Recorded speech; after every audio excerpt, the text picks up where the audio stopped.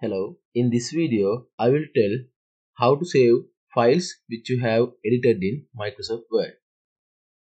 Okay, here I am typing the sample paragraphs.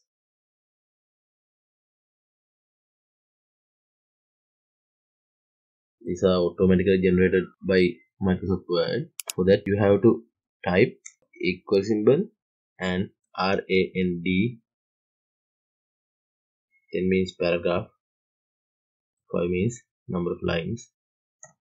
You can see that 1, 2, 3, 4, 5, 6, 7, 8, 9, 10 paragraphs here, and each paragraph have 5 sentences. Here I'm going to save this file. To save this file you have few options here. The easiest one is, you can see that there is a save button in the quick access toolbar. This one, when you click it you can select the folder to save your document. Here I save this. Okay, now it's saved, and you can save your file by clicking this file button and save here, and short keys for these two, Ctrl+S. It's also save your document which you are editing in the Microsoft Word. And there are few special things which you have to know when you are saving your files. You can save your files in different formats. As an example, you can save this Word file in PDF format.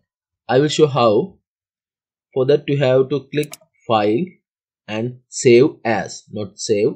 Here you have to select the Save As, and then you have to click the location which you are going to save your file.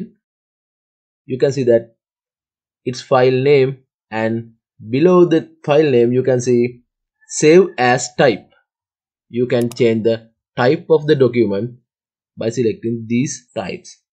You can save it as Word document and other formats of Word, or PDF, XPS document, single file web page, like that. There are many options to save your file. I here select PDF format and save it.